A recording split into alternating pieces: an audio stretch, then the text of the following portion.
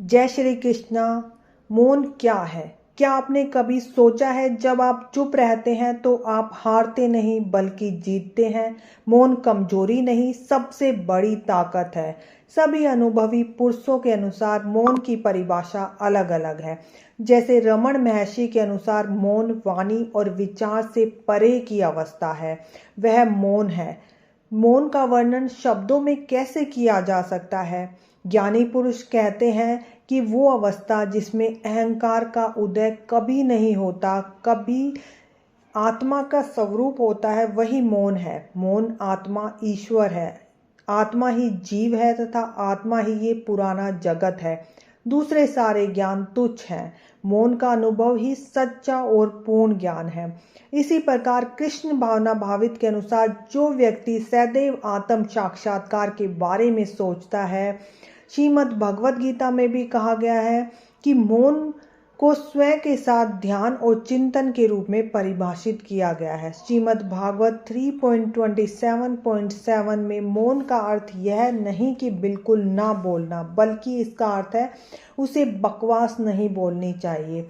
जब कोई आपको उकसाता है और आप चुप रहते हैं तो आप सिर्फ उस इंसान को नहीं बल्कि अपने गुस्से को भी हरा देते हैं। यही असली जीत है। श्रीमद् भगवत गीता में जैसे कहा है, मौनम आत्म निग्रह, यानी मौन खुद पर नियंत्रण और खुद पर जीतने वाला ही दुनिया को जीत सकता है। उदाहरण के लिए मान लो स्कूल में या ऑफिस में कोई आपका सहकर्मी जानबूझकर उलझाने वाली बात कहता है। हम तुरंत जवाब न देकर चुप रहते हैं, माहौल शांत हो जाता है और अक्सर सामने वाला खुद असहज महसूस करके पीछे हटता है। यही है मौन की शक्ति। और जैसे गुस्से में परिवार का कोई भी सदस्य या फिर कोई दोस्त हमें चोट पहुंचाने वाली बात कहता है, यह अक्सर होती है, तो उस समय हम जवाब न देकर मौन रहना माहौल को बिगड़ने से बचाता है और बाद में समझदारी से बातचीत करने का मौका देता है। यही मौन की शक्ति है।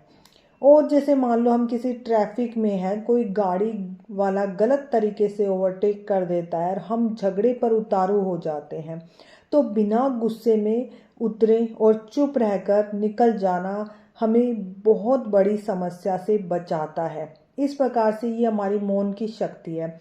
और खुद पर भी नियंत्रण रखता है। कोई हमें बार बार उकसाता है, जैसे पढ़ाई में या काम या फिर पर्सनल लाइफ में, कि आपने ये नहीं किया वो नहीं किया, तो उस समय हम शांत रहना हमें अपने मन पर नियंत्रण देता है और सामने वाले के हाथों में हमारी लगाम नहीं जाती। इस तरीके से हम अपने आप पर पूरा नियंत्रण रखते हैं। मौन कमजोरी नहीं है, ये वो शक्ति है जिसे हम खुद को और हालात को कंट्रोल कर सकते हैं। जब आप मौन चुनते हैं तो आप सिर्फ बहस नहीं रोकते बल्कि अपने भीतर का तूफान भी शांत कर लेते हैं। मौन भागना नहीं, मौन जीतना है। अपने ऊपर, हालात पर, रिश्तों पर याद रखिए, मौन वही चुन सकता है जिसने खुद को जीत लिया है, और जो खुद को जीतने वाला है वो किसी से हार नहीं सकता। कभी कभी चुप रहना सबसे ऊंची आवाज होती है। हरे कृष्णा। इस प्रकार आज हमने मौन क्या होता है इसके बारे में सीखा। अगर आपको ये वीडियो पसंद आए तो प्लीज़ लाइक और सब्सक्राइब करना। जय श्री कृष्णा।